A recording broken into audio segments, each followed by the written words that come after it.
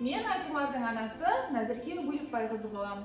Бүгін балалар, мен сіздермен бірге қауіпсіз қоғам, мен сақ болсам, бәрі қауіпсіз тақырыбындағы тәрбие сағатын бірге өткізетін боламыз. Жақсы ма? Иә. Жақсы. Жалпы қауіпсіз болу дегенді қалай түсінеміз? Егер үйде жалғыз қалсақ, не нәрсе қауіпті болуы мүмкін біз үшін? От, иә? Светтің сөніп қалуы, тоққа байланысты, иә, тағы қандай бар? Пис. Иә, шырпыны ұстауға болмайды, иә? Пис. Бөгде адамға есік ашуға бола ма? Жоқ. Бөгде адам звондаса телефонды алуға бола ма? Жоқ. Болмайды, иә? Жақсы. Жол қауіпсіздігі дегеніміз не? Жол қауіпсіздігі дегеніміз жолдан тек жаяу жүргінші өткенмен ғана өту керек. Яғни адамның суреті тұратын бейнемен ғана жолдан өтуіміз керек. Дұрыс па? Иә. Жақсы. Екінші, бағдаршамның жасыл түсін күтуіміз керек. Яғни жолдан өту кезінде бағдаршамның жасыл түсі жанғанын күтіп тұруымыз керек. Қызыл түс жанып тұрса өтуге бола ма? Жоқ. Болмайды. Өте жақсы. Және көліктің алдынан жүгіріп өтуге болмайды. Түсінікті ма? Ол біздің денсаулығымызға, өмірімізге тікелей қауіпті, балалар. Жақсы ма? Жақсы. Олай болса, енді өрт қауіпсіздігіне тоқталайық. Өрт қауіпсіздігі, яғни біз сіріңкемен ешқашан ойнауға болмайды. Сіріңкені жағуға да болмайды, ойнауға да болмайды. Түсінікті ма? Бұл өртке әкеліп соғады, иә? Тоққа қосылатын электр құралдарды, техникаларды ата-аналарымыздың, аға-апаларымыздың көмегінсіз, рұқсатынсыз қосуға болмайды. Ол немесе жанып кетіп, немесе отырған үйді өртке айналдыруы мүмкін. Балалар, түсінікті ме? Жақсы. Одан кейін, ал егер өрт болып шығып қалған жағдайда біз 101 нөміріне хабарласу арқылы осы өрттің алдын алуымыз керек. Жақсы ма? Яғни өрттен сақтану үшін қандай нөмірге хабарласамыз? 101 нөміріне.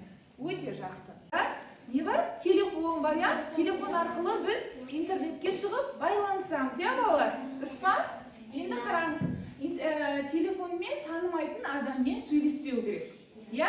Қазіргі таңда танымайтын адамдар телефон шалуы мүмкін, иә? Немесе көшеде кетіп бара жатсаңыз, сізге тәтті ұсынуы мүмкін, иә? Немесе сізді ойнатуға, балалардың ойын сауық орталығына апарам деп сізді алдап әкетуі мүмкін. Дұрыс па? Сондықтан, бейтаныс адаммен сөйлеспеу керек. Оның ертең барам деген жеріне бірге танымайтын болсаңыз, егер бармау керек. Және телефон салса бейтаныс адам, ол адамға жауап бермеу керек. Және ата-анаңыз немесе үйдің паролі, құпия сөздер туралы да айтуға болмайды. Жақсы ма? Бұны жаңа айтып өттік, иә? Яғни сіздер, балалар, танымайтын адамнан ешқандай да сыйлық, тәттілер алуға болмайды. Жақсы ма? Егер танымайтын адам болса, тіркемелерді ашпаймыз. Балалар, сіздерде телефон қолданасыздар ма? Сол жерде бөгде бір адамнан, яғни танымайтын адамнан сілтеме, ссылка келетін болса, ашпауымыз керек. Жақсы ма? Тастап берем отырып айтты. Машина берем деп ашпадым, телевизорды сөндіріп, телефон сөндіріп. Өте жақсы. Есіміңіз кім? Заңғар. Заңғар. Өте жақсы. Жарайсың, Заңғар. Ал балалар, сіздерге айтылған ақпараттар сіздерге түсінікті болса, онда қазір барлығымыз бірге видео тамашалаймыз. Жақсы ма? Видеода қауіпсіздік ережелері туралы айтады. Сондықтан мұқият тыңдайық. Жақсы ма? Бүгін қауіпсіздік ережелерімен танысамыз. От, тілсіз жау, сіріңкемен ойнауға, ұстауға да болмайды. Балақай, көлік жүретін жолдың үстінде ойнауға болмайды. Жүріп келе жатқан көлік тоқтай алмай қалуы мүмкін. Бағдаршамның қызыл түсі жанғанда тоқтаймыз. Ал жасыл түсі жанғанда өтеміз. Балалар, жолдан жүгіріп өтуге, велосипедті мініп өтуге болмайды. Дұрысы, жүгірмей өтіп, велосипедті қолға ұстап өтеміз. Балақай, беті қолыңды жумай, тамақ ішуге болмайды. Ас ішерде міндетті түрде қолымызды жуамыз. Әр затты ұстаған сайын қолымызға микробтар жабысады. Балақай, танымайтын адамға есік ашуға болмайды. суға ата-ананың қарауынсыз, рұқсатынсыз түсуге болмайды. Балақай, терезенің алдына шығуға болмайды. Терезе сынып кетуі мүмкін. Кір жуатын машинаға жақындауға болмайды. Жұмыс істеп жатқанда қатты қозғалады. Көлік жүретін жолда сырғанауға болмайды. Көлік тайғанап тоқтай алмайды. Балақай, рұқсатсыз сөмке қарауға, біреудің затын алуға болмайды. Электр қуатымен ойнама, жақындауға да болмайды. Танымайтын адамнан тәттілер алуға болмайды. Балақай, көп уақыт ұялы телефонмен ойнауға болмайды. Көзіңе зақым келеді. Бұзық болмаңдар. Үлкендерге орын беріңдер. Ешқашан өтірік сөйлемеңдер. Достарыңды мазақтамаңдар. Қолдарың бос кезде кітап оқыңдар. Сурет салыңдар. Жаттығу жасаңдар. Ата-аналарыңа көмектесіңдер. Балалар, үлкенге құрмет, кішіге қамқор болыңдар. Ата-аналарыңдан, ұстаздарыңдан тыңдаңдар. Жаман әдеттен аулақ болыңдар. Ал балалар, бүгінгі видеоны көрдік, я? Видеодан не түсіндік?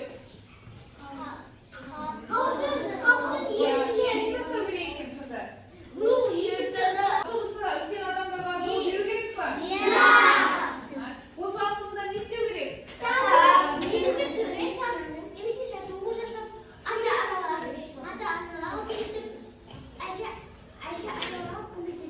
Өте жақсы есіміңіз? Абылайхан, жарайсың. Өрт болған жағдайда қандай номерге хабарласу керек? Балалар, барлығымыз видеоны көріп, қауіпсіздік ережелерімен танысып, ол туралы нақты мәліметтерді алдық, я? Көптеген жаңа ақпараттарды білдік па? Жақсы. Онда ендігі кезек сергіту жаттығуында. Барлығымыз орнымыздан тұрып, сергіту жаттығуын жасайық. Жақсы ма? Бәрекелді.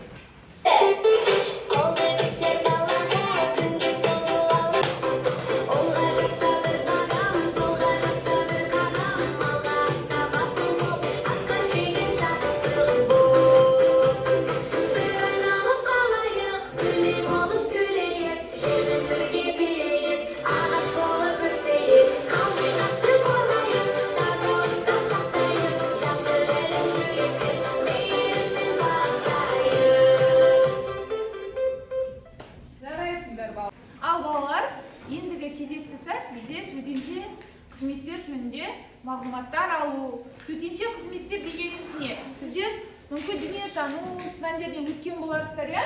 Енді қарайық, бізде төтенше қызметтер бар, яғни өмірімізде кез келген жағдайда өрт болып, газ шығып, немесе денсаулығымызда бір ақаулар пайда болып, аяқ астынан ауырып қалатын болса, біз төтенше қызметтерге хабарласып, олардан жедел көмек сұрайтын боламыз, я?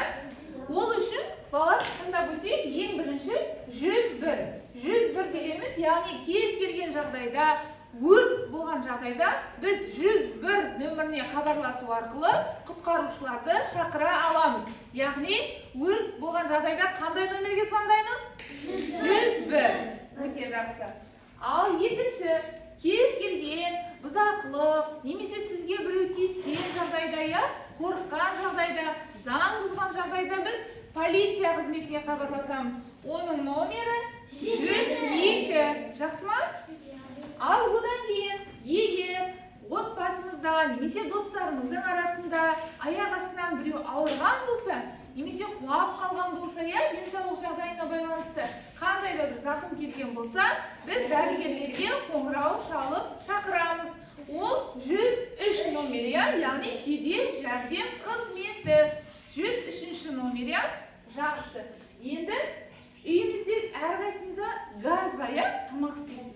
Яғни газды иісі шығып, немесе газ жөнінде қандай да бір ақаулар болатын болса, біз 104 қызметіне хабарласу арқылы төтенше газ қызметіне хабар беретін боламыз. Түсінікті ма балалар? Қайталап өтеміз. 101, яғни өрт сөндіру қызметі. Төтенше газ қызметі 104. Өте жақсы. Жақсы балалар. Егер мен айтқан ақпараттар сіздерге түсінікті болса,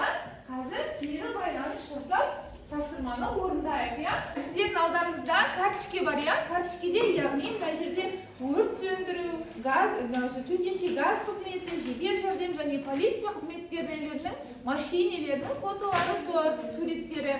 Соны шақыру нөмірлерімен сәйкестендіре отырып жауап береміз. Жақсы ма?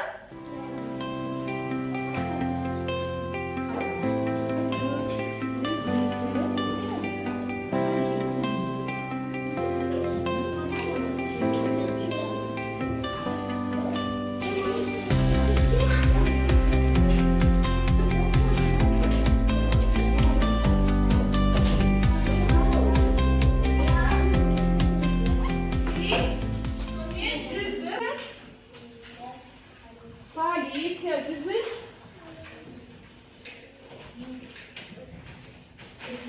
Жедел жәрдем. Ал балалар, келесі кезекте біздер интернет қауіпсіздігі жөнінде әңгіме айтатын боламыз. Біздер жаңа айттық, қазіргі таңда ата-анамызда да, әпке ағаларымызда да, барлығында да телефон бар, иә? Телефоннан әртүрлі әлеуметтік желілерді қолданамыз, иә? Мысалға қарайықшы, мынау қандай белгі? Мынау ше? GPT. Мынау? YouTube. Так, мынау ше? Я, Google, я? Жақсы. Біз осыларды күнделікті қолданамыз ба? Жақсы. Олай болса балалар қазір осы әлеуметтік желілерді не үшін қолданамыз? Сіздерге қандай пайдасы бар? Және қандай зияны болуы мүмкін? Соны бірге айтатын боламыз. Жақсы ма? Жақсы. Ол үшін бізге мына жердегі жаңағы кубиктің 6 қыры бар екен, яғни 6 оқушы келіп, осыны бірге айтатын боламыз. Жақсы ма? Қанекей балалар, кім шығады? Жаңа барлығымыз мына әлеуметтік желілерді танысып шықтық, иә? Сіздер бұны күнделікті өмірде қолданып жүрсіздер, иә? Ата-аналарыңыздың көмегімен, иә? Енді қазір сіздерге мына кубикті мен лақтырамын. Сіздерге қайсысы түседі, сол әлеуметтік желіні не үшін пайдаланатындарыңызды айтасыздар. Жақсы ма? Хоппа, қайсысы түсті? ChatGPT. ChatGPT-ді не үшін қолданасың? Жақсы, білетін ақпараттарыңды аласың ба? Ол саған жақсы көмектесе ма? Жақсы. Келесі, сіздің есіміңіз кім? Әсел. Әсел. 1, 2, 3. Хоппа. Әсел, бұл қайсы? WhatsApp. WhatsApp не үшін пайдаланасың? Звондаймыз, иә? Амандығын білеміз сосын. Жазасың ба? Видеомен жазасың ба? Звондайсың ба? Басқа қалаға звондауға бола ма? Басқа қалаға туыстарға звондауға бола ма? Болады, иә? Ақпарат аламыз, иә? Хоппа. Так, Абылайханға Google шықты, иә? Google-да не істейсің? Ойын жазуға болады, ақпарат жазуға болады, жұмыс заттар жазуға болады. Барлығынан ақпарат алуға болады, иә? Бола ма? Өте жақсы. Яғни, айтмар. 1, 2, 3. WhatsApp жұмыс, мынау қайсы? Мынау қандай? YouTube бар екен. Ал YouTube-да не істейсің? Не қарауға болады YouTube-да? Мультфильм қарауға сосын. Кино қарауға болады, иә? Барлық қызықты видеоларды көруге бола ма? Пайдалы ма ол? Пайдалы, иә, YouTube? Жақсы, кеттік. Сіздің есіміңіз?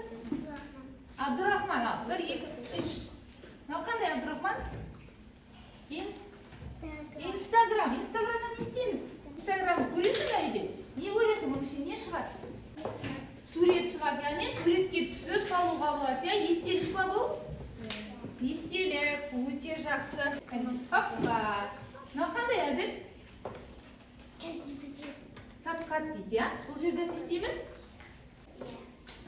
Әдемі етуге бола ма суреттерді? Бүйтеміз. Видеоларды көреміз. Көмек сұрауға болады, әртүрлі ақпарат алуға болады. Пайдасы туралы білдік, иә? Бірақ біздің бүгінгі тақырыбымыз қауіпсіздік, яғни қауіпті жағында білу керекпіз, иә? Қандай қауіпті жағы болуы мүмкін осы әлеуметтік желілердің? Бөгде звондап, адамдар WhatsApp-тан звондауы мүмкін бе?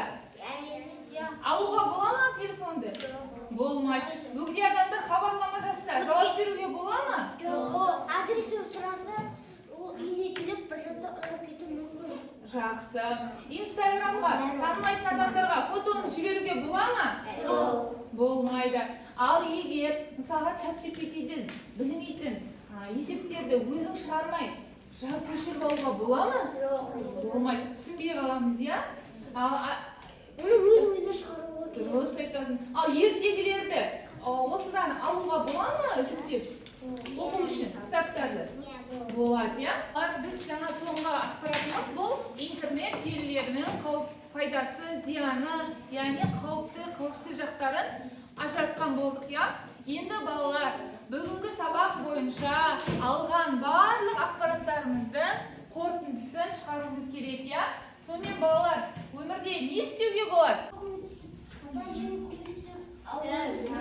Үйде жалғыз қалған кезде шырпыны ұстауға бола ма? Жоқ.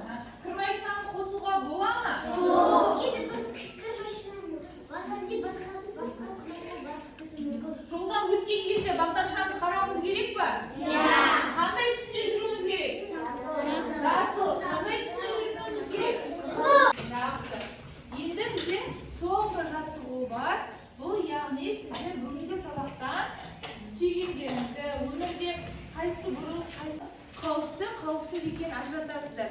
Егер алдарыңыздағы карточкеде ол мен айтылған жағдай қауіпті болатын болса, қызылды көрсетесіздер, қауіпсіз болатын болса, жасылды көрсетесіздер. Сіздерге берілетін алғашқы сұрақ: бейтаныс адамның қоңырауына жауап беру. Яғни қауіпті екен, иә балалар? Дұрыс. Ата-ананың көмегімен сабаққа қажетті видеоны алу. Өте жақсы балалар. Бейтаныс адамның тәттісін алу. Дұрыс. Қауіпті екен ба? Қауіпті. Жақсы. Рұқсатымен телефонды қолдану. Өте жақсы балалар. Жолдан өткенде жүгіріп өту. Қауіпті екен, иә? Өте жақсы. Біз бүгінгі өткен сабағымызды қорытындылау үшін қазір бағдаршам әдісін қолданатын боламыз. Ол үшін балалар, біз жолдан өткен кезде бағдаршамның қандай түсі жану керек? Жасыл. Қандай түсінде жүрмеуіміз керек?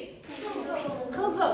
Жақсы. Егер бүгінгі сабақты түсінбеген болсаңыз, онда қызыл түспен қоямыз. Ал егер түсінгендей, бірақ әлі де көмек керек болса сіздерге, сары түспен қоямыз. Ал егер барлығы түсінікті болса, онда бағдаршамды балалар жасыл түспен қоямыз. Жақсы ма? Түсінікті ма?